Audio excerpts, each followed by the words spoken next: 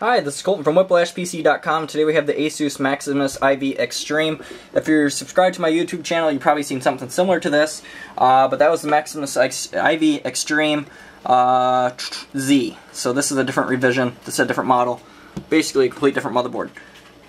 New P67 B3 revision, supports ATI SLI, Crossfire, and Intel i7 P67 chipset. This is made for the Sandy Bridge socket, 1155. Should be pretty fun. Let's go ahead and check it out. For anyone that wanted to see the back, I figured I'd show it quick. 1155, as I said before, P67, supports DDR3 all the way up to 2400 overclock. Anything above 1333 is actually considered overclocked because the RAM is just made to be overclocked. So even though it's considered overclocked and your memory ain't overclocked, your motherboard's always going to see it as overclocked even if it's not overclocked technically.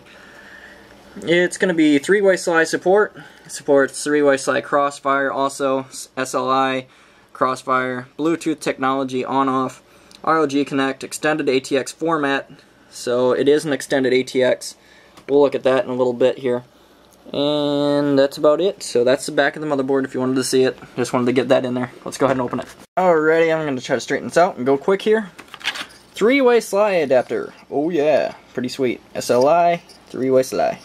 Pretty cool looking. And here we have the cheat sheet connector, which I call it. Power, ground, reset switch, everything your case requires is going to go on there. And here we have thermal sensors. This board has thermal sensor capabilities, so you'll be able to plug that in if you want and detect your sensors of thermal.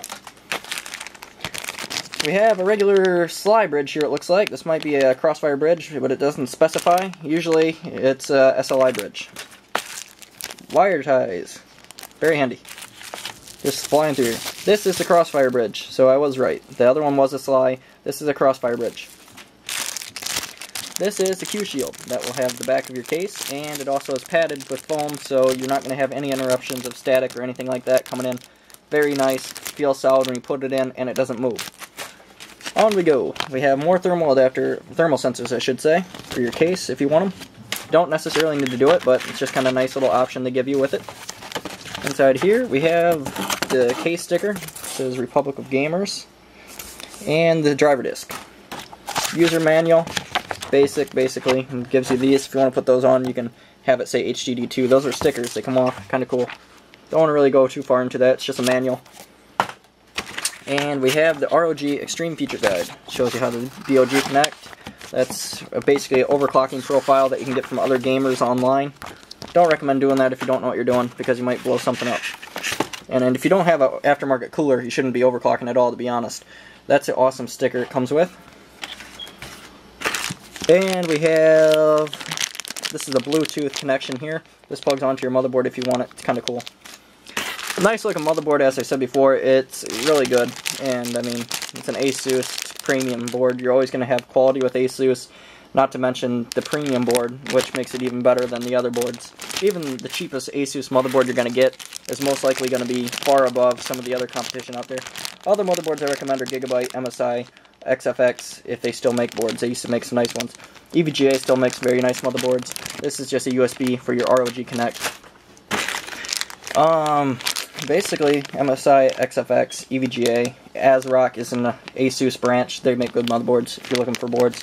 Those are some of the ones I recommend. 2 SATA connections there.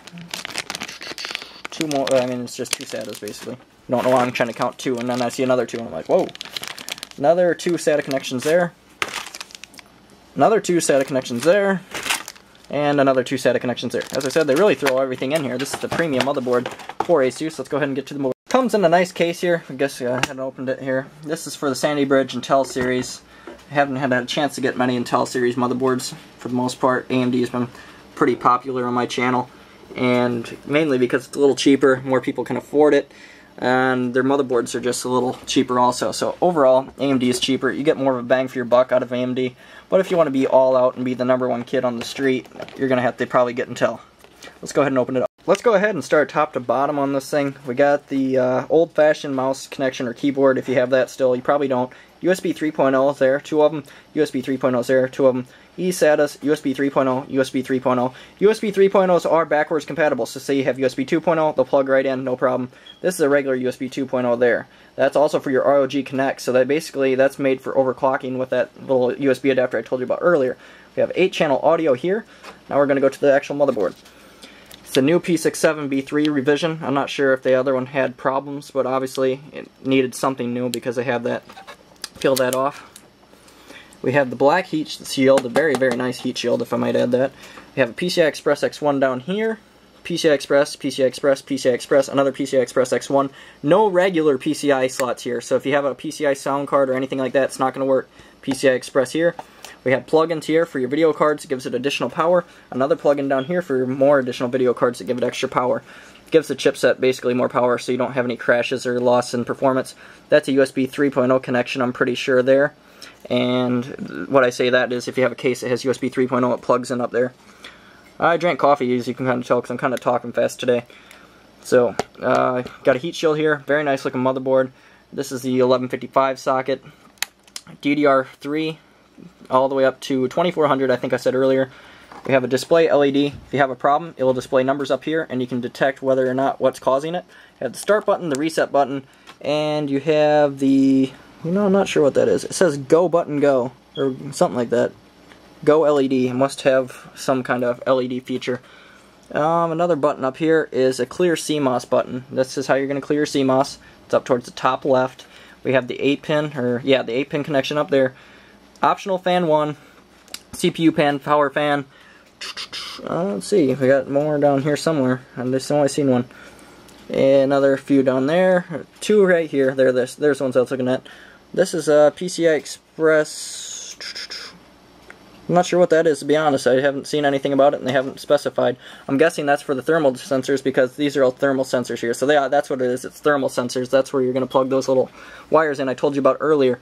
I think that's about it. I wanted to say earlier, I forgot to mention, it has 2 gigabit ports, so you can LAN, do whatever you want on that. It's really nice. You can actually make a little gateway, bridge your connections, and have another computer have internet.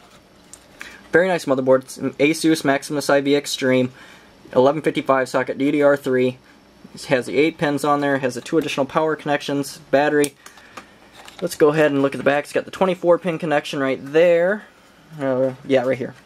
Trying to look on the camera at the same time. It has SATA 6 gigabits, so you got 1, 2, 3, 4 of those, and the regular SATA 3s are 1, 2, 3, 4. So you have 8 altogether. You have a BIOS switch. I'm not sure if it's a dual BIOS because it didn't say, but that's a BIOS switch is what it says. You have the USB 3 on the motherboard. Very nice looking motherboard. USB 3s there, or USB 2.0s I should say. That's about it. That's all I can think of. If I forgot something, if you have a question, feel free to write on the comments below. I'll try to get back with you. I try to do this on the fly, so if I don't have any facts straight, that's why. I don't do this for money. I do this on my spare time, and I just do it for the love of computer parts and components. I hope you thank me for that. If you liked my video, you can thumbs up below, subscribe above. I appreciate you viewing, and like I said before, if I left something out, I'll try to get back with you. Just leave a comment on this video below. I'll let you know if you have any questions, and I'll help you try to resolve it. If you have any problems with the motherboard, feel free to let me on that, and I'll try to get to you on that if I'm there. Sometimes I can't get back to people on their comments, but I try for the most part. This is the Asus Maximus IV Extreme. Thank you for viewing. Be sure to thumbs up and subscribe. Thank you. Thanks for viewing this video. If you liked it, I'd appreciate it if you thumbs up and subscribed. Thanks for viewing.